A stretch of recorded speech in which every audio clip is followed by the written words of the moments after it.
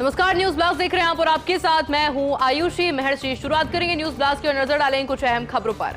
प्रधानमंत्री नरेंद्र मोदी 3 दिवसीय श्रीलंका दौरे पर है। पीएम मोदी ने 5 प्रोजेक्ट्स का उद्घाटन और शिलान्यास किया।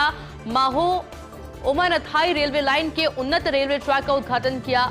रेलवे लाइन के लिए सिग्नलिंग सिस्टम निर्माण का शुभारंभ किया गया। इसके अलावा सामपुर और ऊर्जा परियोजना का भी वर्चुअल भूमि पूजन किया गया है।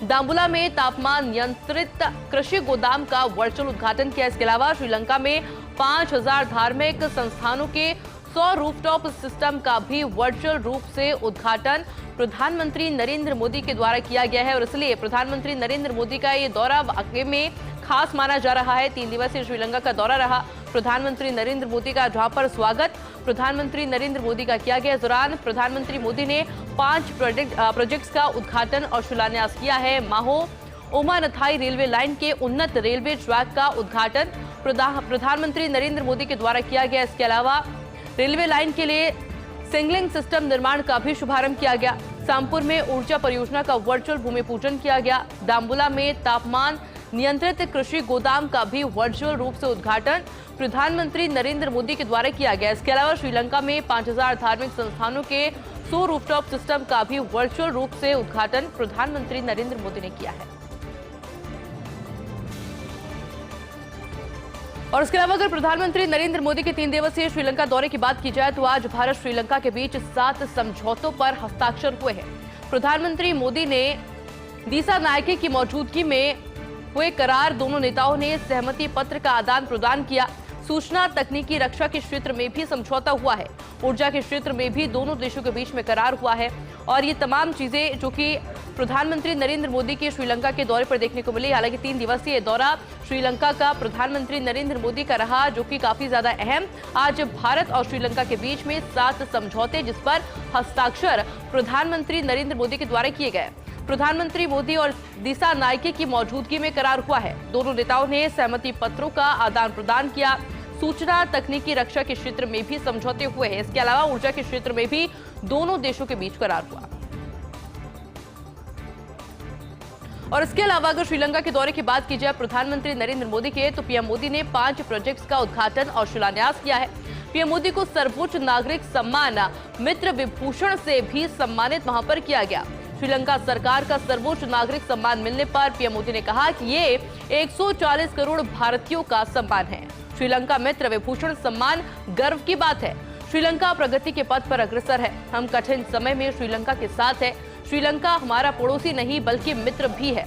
इसके अलावा प्रधानमंत्री नरेंद्र मोदी ने कहा कि दोनों देशों के बीच आज कई करार हुए हैं। हम सहयोगी देशों को प्राथमिकता देते हैं। हम हर समय श्रीलंका के साथ खड़े हैं। भारत श्रीलंका की आर्थिक मदद करेगा और दोनों देशों की सुरक्षा एक दूसरे पर निर्भर करती है और इसी से माना जा सकता है कि प्रधानमंत्री नरेंद्र मोदी की लोकप्रियता कितनी है, क्योंकि जब इस तरह के दौरे पर प्रधानमंत्री नरेंद्र मोदी रहते हैं तो कई सारे प्रोजेक्ट्स का शिलान्यास और उद्घाटन तो होता ही है, कई समझौते भी होते हैं, लेकिन इसके अलावा जो प्यार मिलता है प्रधानमंत्री नरेंद्र मोदी को वो भी वाकई में देखा गया है। और वही देखने को मिला श्रीलंका के दौरे पर भी, जब पीएम मोदी ने प्रोजेक्ट्स का उद्घाटन और शिलान्यास किया। और इसके अलावा जो सबसे खास बात रही इस दौरे की वो ये कि पीएम मोदी को सर्वोच्च नागरिक सम्मान मित्र विभूषण से सम्मानित किया गया है, जो कि सभी भारतीयों के लिए वाकई में गौरव की बात है। श्रीलंका सरकार का सर्वोच्च नागरिक सम्मान मिलने पर प्रधानमंत्री नरेंद्र मोदी की प्रतिक्रिया भी सामने आई। उन्होंने कहा कि 140 करोड़ भारतीयों का सम्मान है। श्रीलंका मित्र विभूषण सम्मान वाकई में एक गर्व की बात है। श्रीलंका प्रगति के पथ पर अग्रसर है। इसके अलावा प्रधानमंत्री नरेंद्र मोदी ने यह भी कहा कि हम कठिन समय में श्रीलंका के साथ खड़े हैं, जो कि दोनों देशों के बीच मित्रता को साझा करता है। उन्होंने कहा कि श्रीलंका हमारा पड़ोसी नहीं है बल्कि मित्र भी है। दोनों देशों के बीच आज कई करार हुए, कई समझौते हुए हैं। हम सहयोगी देशों को प्राथमिकता देते आए हैं, आगे भी देते रहेंगे। उन्होंने कहा कि हम हर समय श्रीलंका के साथ खड़े हैं। भारत श्रीलंका की आर्थिक मदद करेगा। दोनों देशों की सुरक्षा एक दूसरे पर निर्भर करती है। डोनाल्ड ट्रंप का फैसला और अमेरिका शेयर मार्केट में हाहाकार मचा हुआ है। प्रमुख सूचकांकों में भारी गिरावट के साथ ही मंदी की आशंका बनी हुई है। इसी बीच ट्रंप ने हैरानी भरा बयान देते हुए कहा कि अब अमीर बनने का वक्त आ चुका है। उन्होंने कहा कि 2 अप्रैल को रेसिप्रोकल टैरिफ नीति के चलते अमेरिकी शेयर बाजार गिरे हैं। कोविड काल के बाद ये सबसे बड़ी मंदी की स्थिति पैदा हुई है। शुक्रवार को डाउ जोन्स में 5.5% की गिरावट हुई थी और उसके बाद में ट्रंप का यह बयान आना वाकई में एक बड़ी बात है, क्योंकि जिस तरह से देखने को मिल रहा है इसके ऊपर हालांकि बयान काफी सारे आ चुके हैं। भारत की तरफ से भी पूरे मामले को लेकर कई बयान सामने आए हैं, लेकिन इस बीच जो ट्रंप का बयान आया है वो वाकई में एक बड़ा बयान। उन्होंने साफ तौर पर कहा है प्रमुख सूचकांकों में भारी गिरावट के साथ ही मंदी की आशंका बनी हुई है। इस बीच ट्रंप ने कहा कि अब अमीर बनने का वक्त आ चुका है। 2 अप्रैल को रेसिप्रोकल टैरिफ नीति के चलते अमेरिकी शेयर बाजार गिरे हैं। कोविड काल के बाद ये सबसे बड़ी मंदी की स्थिति पैदा हुई है। शुक्रवार को डाउ जोन्स में 5.5% की गिरावट भी देखने को मिली।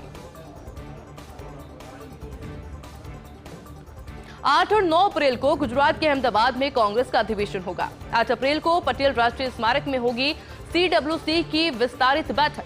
CWC विस्तारित बैठक में करीब 262 नेता शामिल होंगे। PCC चीफ और नेता प्रतिपक्ष सहित सीनियर नेता भी इस बैठक में शामिल होंगे।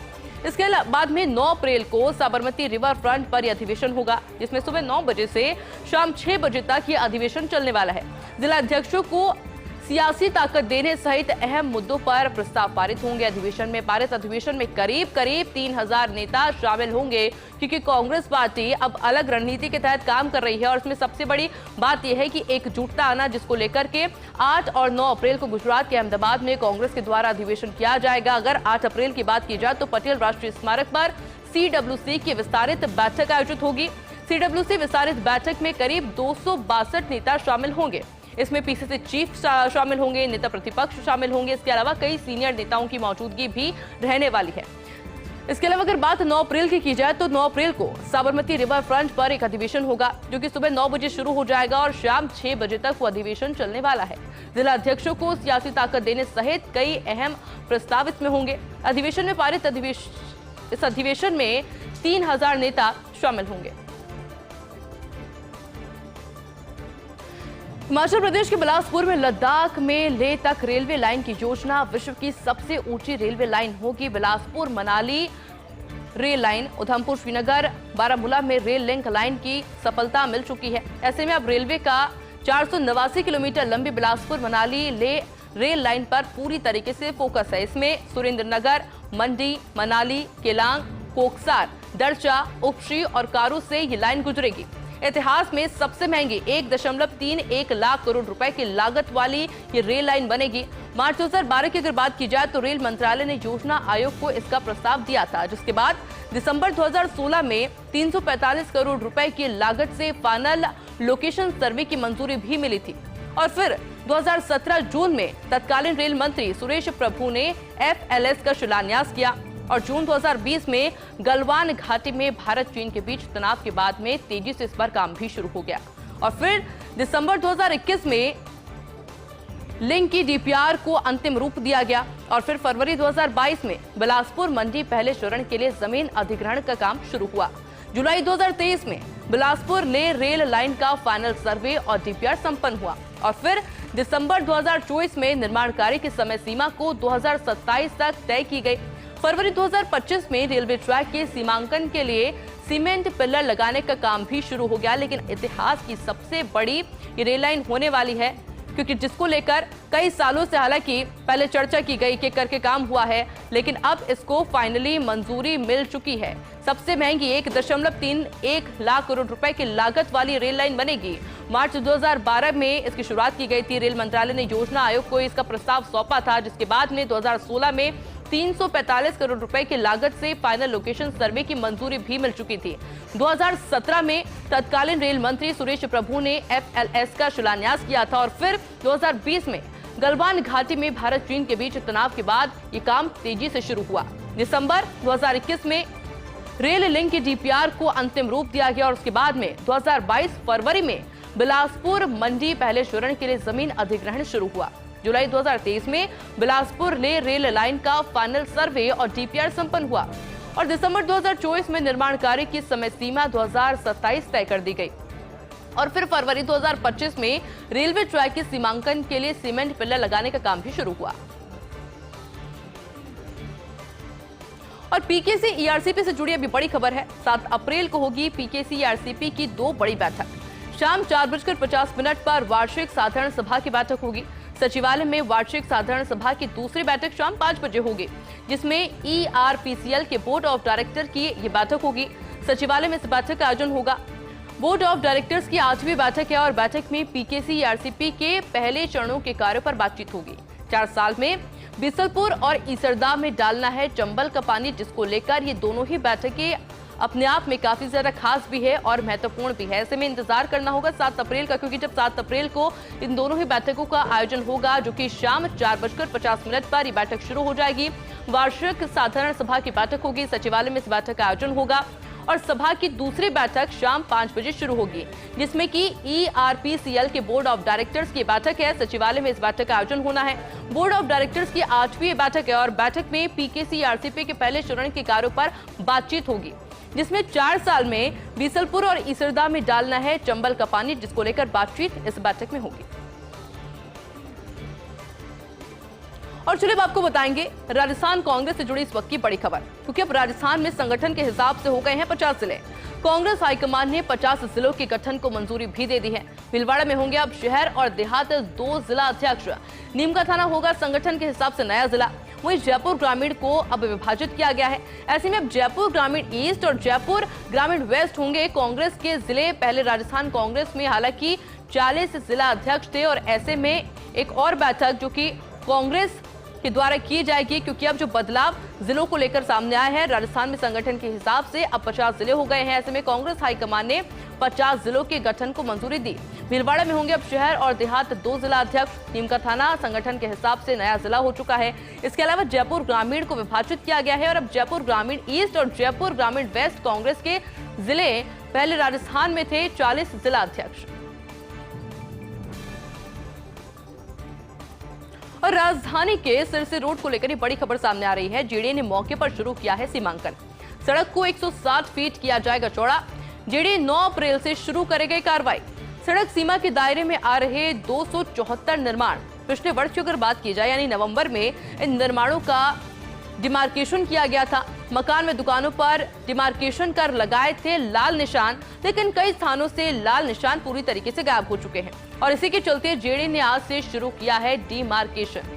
इसलिए हमने कहा कि ये बड़ी खबर है, क्योंकि पहले जो डिमार्केशन किए गए थे, जो लाल चिन्ह लगाए गए थे, वो पूरी तरीके से मिट चुके हैं। सड़क को 160 फीट अब चौड़ा किया जाएगा। जेडीए 9 अप्रैल से शुरू करेगा एक कार्रवाई, जिसमें सड़क सीमा के दायरे में आ रहे 274 निर्माण, पिछले वर्ष में हालांकि कार्रवाई हुई थी। नवंबर में इस कार्रवाई को अंजाम दिया गया था। इस निर्माण का कई निर्माणों का डिमार्केशन किया गया था, जिसमें मकान में दुकानों पर डिमार्केशन के लाल निशान भी लगाए गए थे, लेकिन कई ऐसे स्थान अभी मौजूद है जहां से लाल निशान पूरी तरीके से गायब हो चुके हैं और इसी के चलते जेडीए ने आज से डिमार्केशन वापस से शुरू कर दिया है।